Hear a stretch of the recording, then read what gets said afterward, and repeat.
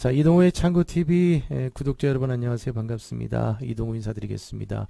오늘은 일패동에 있는 토지주 한 분이 오셔서, 창구주 한 분이 오셔서 상담을 하고 가셨는데, 이분이 오늘 꺼낸 얘기, 들려준 얘기는 놀라웠습니다. 그래서 오늘 구독자 여러분들에게 좀 소개를 해드리면 많은 도움이 될까 해서 오늘 이렇게 카메라 앞에 섰습니다. 명도에 관련된 얘기를 하겠습니다. 글쎄요, 창고 임대인이라면 명도에 대해서 고민을 해볼 수밖에 없지요. 단속을 맞아서 또 이행강제금을 부과 직전이라서 어쩔 수 없이 어떤 원상복구를 하기 위해서 계약기간이 만료되는 것을 통보를 해야 되고 또 명도를 해야 되고, 그리고 또 임차인과 잘 얘기를 해서 창고를 비우고 원상복구를 해야 되는 그런 안타까운 사연이 있는 경우가 상당히 많이 있지요. 물론 계약 기간 안에 임차인이 나가야 된다라고 하면 임대인은 당연히 이사 비용을 또 지급을 해야 되죠. 그러나 계약 기간이 다 끝났음에도 불구하고 그리고 또 자기가 분명히 이사 간다고 약속을 해놓고도 이사를 가지 않는 그런 분들이 또 상당히 많이 있습니다. 그렇기 때문에 좋은 분도 많지만은 그걸 역이용해서 상당히 그 한몫 챙기려는 그런 분들도 많이 있다는 거지요. 자, 일패동에 있는 이분은 2016년 가을, 그러니까 11월 달부터 2018년까지 2년 동안 계약을 했다고 그래요. 보증금 5천만 원에 월 임대료는 400만 원에 계약을 했습니다. 그래서 이제 2년 동안 계속해서 했는데 2018년도에 계약 기간이 만료가 되면서 임대인이 더 이상 임대를 못 하겠다. 미안하지만 계약기간 종료가 되면 더 이상 연장을 못한다라고 얘기를 했습니다. 그랬더니 왜 그러냐? 이유는 뭐냐? 그 남양주시에서 이제 단속이 나왔다고 그래요. 단속이 나와서 개고장이 이제 곧 나올 거니까 여기서 이제 더 이상 벌금 때문에 안 된다. 이렇게 얘기했더니, 자, 그러면 내가 좀 시설해 놓은 것도 있고, 근데 이제 그 업종이 이렇게 시설을 많이 하는 업종은 아니었습니다. 근데 시설해 놓은 것도 있고, 그러니까 그러면 내가 있는 데까지는 좀 있게 해달라. 그래서 계약서를 다시 작성을 하는데 임대인이 반드시 특약에 이 문구를 넣어달라고 그랬으니까 임차인도 수용을 했습니다. 특약사항에는, 자, 계약기간이 연장이 됐지만 3개월 전에 통보를 하면 언제든지 임차인은 이사를 가겠다. 그리고 이행강제금이 만약에 부과가 되면 임차인이 모두 부담을 하겠다. 그리고 여기에서 어떤 손해가 발생이 되면 그것도 임차인이 다 부담을 하겠다라고까지 특약사항에 적었다고 합니다. 아니, 단속이 나왔는데 굳이 계약서를 연장하는 것을 쓰고 이 특약사항을 적었던 이유는 여러분 기억하지 않습니까? 2018년도에 단속 당했을 때는 계약 기간이 연장을 해도 되는 이유가 뭐였냐면 훼손지 정비 사업 때문에 이행강제금을 유보해 주던 시절이었습니다. 그렇기 때문에 임대인도 계약 기간을 만료시키고 싶었지만 임차인의 요구에 의해서 계속해서 어떤 그 임대를 계속해서 연장을 해도 좋은 방법이 있을 거라고 국대협회를 바라보면서 결국은 연장에 들어갔습니다. 그러나 훼손지 정비 사업에 또 접수를 했어요. 그래서 이분도 계속해서 이제 그 창구를 사용할 수가 있을 거라고 생각을 했는데 올 그 2021년 2월 달에 드디어 개고장이 나왔습니다. 훼손지 정비 사업에 접수를 했는데 왜 나왔냐고요? 그러니까 20년 12월 마지막에 훼손지 정비 사업에 접수를 했다가 주민들하고 합의가 이루어지지 않아서 그 중에서 같은 사업체에 있는 나이 드신 할아버지 한 분이 처리를 해버렸습니다. 난 30% 주고 못한다. 그래서 이분도 어쩔 수 없이 훼손지 정비 사업에 못 들어가게 됐습니다. 그러니까 처리하니까 개고장이 이제 바로 나오기 시작을 하는 거예요. 그래서 이제 어쩔 수 없이 임대인은 임차인한테 통보를 합니다. 이렇게 개고장이 나왔으니 이사를 가야 된다. 협조해라. 특약사항에 나온 것처럼 부탁드린다. 이렇게 얘기를 했더니 알았다. 이사를 가겠다. 처음에는 충분히 임대인하고 공감 가게 좋은 얘기를 했습니다. 평상시에도 임대인과 임차인은 사이가 아주 좋았다고 그래요.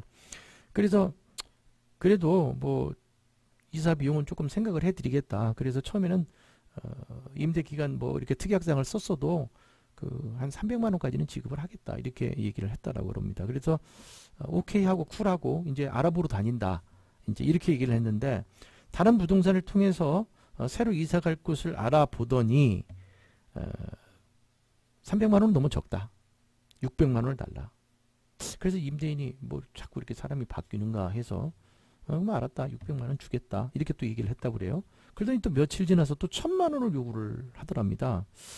비우면 해주겠다. 이제 뭐 주겠다. 이렇게 얘기를 했다고 그래요. 근데 계속해서 알아보지도 않고 이사를 가지도 않고 이렇게 해서 마지막에 이제 2차 계급장 나오고 뭐 시정명령 나오고 뭐 이렇게 해서 계속해서 이제 얘기를 했더니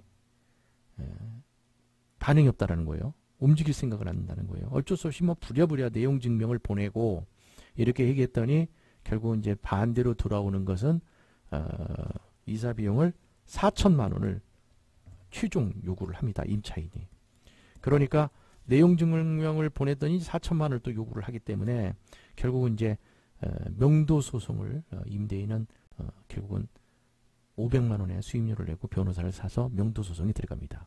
네, 1심 판결이 났습니다. 1심 판결이 났는데 패소를 했습니다. 패소한 이유가 뭐냐면 보증금 5천만 원을 돌려주지 않았다. 그런데 임대인이 보증금 5천만 원을 돌려주지 않은 이유가 있답니다. 400만 원의 임대료 중에서 11개월이 밀렸다는 거예요. 11개월이면 4,400만 원입니다. 그래서 돌려줘야 될 돈은 600만 원밖에 안 되고 600만 원밖에 안 되기 때문에 돌려줄 수가 없고 그 다음에 피해주면 당연히 600만 원 넣어주지 않느냐라고 했더니 판사는 보증금은 보증금이기 때문에 임대료가 밀렸어도 보증금은 되돌려줘야 된다는 거예요. 그 되돌려주기 싫으면 공탁을 해야 되는데 그렇게 공탁을 하지 않았기 때문에 명도에서는 패소를 했습니다. 그리고 계약 해지는 맞다라고 얘기를 했고요. 그래서 바로 되돌아와서 2심에 들어갔습니다. 2심에 바로 이제 다시 또 변호사한테 2심을 가자. 그리고 5천만 원 공탁을 걸고 20일 만에 다시 2심이 결정이 납니다. 2심에서는 당연히 승소를 했지요. 계약 해지도 맞다. 명도 소송도 이겼기 때문에 승소를 했기 때문에 명도 소송도 이제 바로 진행을 하는 거고 이때 이제 여기서 임차인은 그 특약사항에 이렇게 적은 것은 쌍방 합의에 적어놓고 임차인 주장은 뭐라고 얘기를 했냐면 강압에 의해서 썼다 이렇게 했는데 그것은 이제 재판 과정에서 판사가 받아들이지 않았다는 거고요. 그때 얘기하지 왜 지금 강압에 의해서 썼으면 그때 얘기하지 왜 얘기하지 않았냐. 그래서 임차인의 주장은 받아들이지 않고 결국은 임대인이 승소를 했대요. 승소를 하게 되면 명도를 들어가는데 명도는 2주 안에 명도를 완료시킬 수 있다라고 합니다. 그래서 2주 안에 명도가 됐다는 거예요. 집달관이 와서 견적 쫙 뽑았더니 이사 비용이 약 한 1,200만 원이 나왔답니다.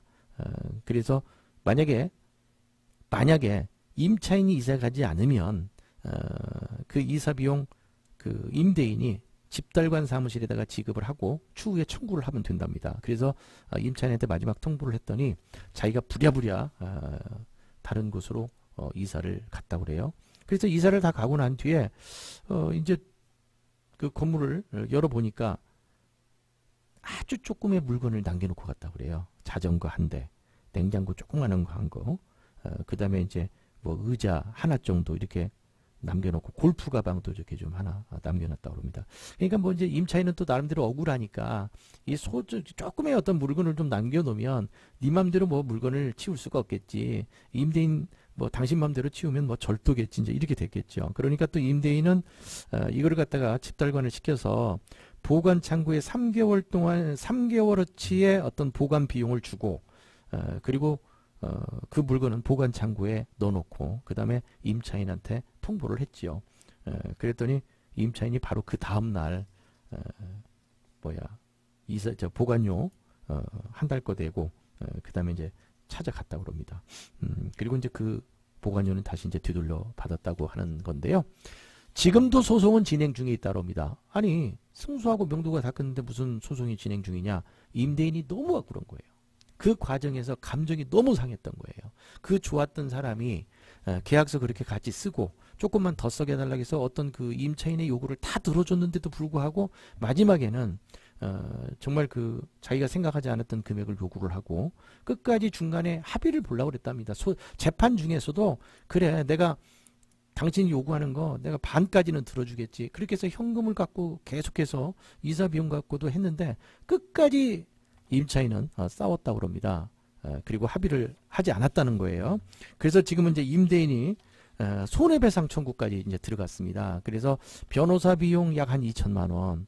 그 다음에 또 이행강제금이 중간에 맞았다고 그래요. 그게 이제 이행강제금 또 한 5,200만 원을 맞았다고 그래요. 그래서 이행강제금 부과도 당신이 된다고 그랬으니까 저 임차인이 내라. 그리고 또 원상복구. 그러니까 간판도 뭐 떼지도 않고 가고 뭐 저 뭐야 그 행거도어 같은 것도 떼고 가고 거기다가 이제 뭐 저 뭐지 이렇게 양문 도어 같은 거 설치를 했으니까 그 원상복구를 다 하고 이렇게 문짝만 떼어갔지 그대로 그냥 횡한 상태로 있는 거예요. 그래서 이제 원상복구 견적서를 받아서 견적서를 첨부해서 저 뭐야 청구를 하고 변호사 비용, 이행강제금 그리고 또 거기다 손해배상까지. 왜? 원상복구를 할 때까지는 내가 그 물건 그 장소를 사용할 수가 없었고 그동안 뭐 예를 들어서 얼마씩의 어떤 임대료가 나왔는데 전혀 사용할 수가 없기 때문에 거기에 대한 어떤 손해배상까지 하면 약 한 1억 6천만 원 정도의 손해배상이 들어가고 그리고 이제 집에다가 또 가압류를 임대는 또 집에다가 임차인 가압류를 했다고 그래요. 그랬더니 이제 또 임차인은 가압류를 풀었다고 그럽니다. 풀 수 있는 방법은 뭐가 있어요? 가압류 해는 그 금액만큼 공탁을 걸어야 된다는 겁니다. 이제 아주 두 분이 꼬일 대로 꼬였는데 임대인이 도대체 그러면 이제 웬만큼은 하지 왜 이렇게 마지막까지 그렇게 하느냐라고 했더니 임대인이 너무 상처를 받은 거예요. 소송 중에 그 건물 뒤에서 임대인도 컨테이너 이렇게 2개 놓고 거기서 이제 사무실을 뭐 이렇게 운영하고 있었는데 뭐 남양주시청, 검찰, 뭐 경기도 특사경 이런 데다가 다 신고를 했답니다. 그러니까 막 감정이 있을 때까지 감정이 생길 때까지 생긴 거예요. 그래서 또 그 이행강제금 5,200만 원 외에도 벌금 경기도 특사경의 벌금이 800만 원이 나왔다고 합니다. 그런데 거기는 임대인도 나오지만 임차인도 나오는 거예요. 결국은 셀프로 신고를 해서 자기도 결국은 이행강제금 부과를 받고 뭐 1억 4천 손해배상 지금 소송 들어갔으니까 상당히 그 유력하지요. 여기서 한 가지 임대인이 승소를 했으니까 임차인이 참 나쁘다가 아니라 이 방송을 들으시는 분들은 뭐 임대인, 임차인 뭐 많이 계실 텐데 그 옛날에 그 부모들이 하는 얘기가 있잖아요. 살면서 절대 송사는 하지 마라. 뭐 이런 얘기가 있지 않습니까? 그리고 또 사람의 감정은 돈을 떠나서 작은 걸 가지고 정말 커질 수가 있는 거거든요. 그렇기 때문에 처음에 이사 비용 뭐 한 300만 원이면 정말 서로 웃으면서 악수하고 헤어질 수 있는 것들이 결국은 임차인은 뭐 1억 4천만 원, 벌금까지 다 하면 뭐 1억 5천만 원 정도의 손해배상까지 해야 되는 뭐 그러니까 지금 임대인은요 벽에 뭐 못자국 이렇게 못을 박은 자국 같은 거 있는 것까지도 전부 다 원상복구 판을 갈아버리고 막 이렇게 견적을 그렇게 내서라도 감정이 이제 워낙 상하니까 그렇게까지 지금 왔다고 그래요. 뭐 지금도 이제 임차인은 다시 또 거기에 대해서 또 대응을 하고 그러는데 아무래도 이제 명도에서 이겼기 때문에 손해배상에서도 이길 확률이 좀 뭐 크다고는 하는데 이건 승자가 없습니다. 임대인도 승자가 없고 임차인도 더더욱 승자가 없을 정도로 최악의 상황입니다. 자, 구독자 여러분들 참고가 잘 됐는지 모르겠습니다만은 다시 한번 살면서 송사는 안 하는 게 좋다. 그리고 임대인과 임차인의 관계도 전부 다 사람이고 우리 이웃입니다. 웃으면서 헤어지는 그런 멋진 우리의 이웃들, 멋진 모습들 기대해 보면서 오늘 방송 마치겠습니다. 고맙습니다. 이동우였습니다.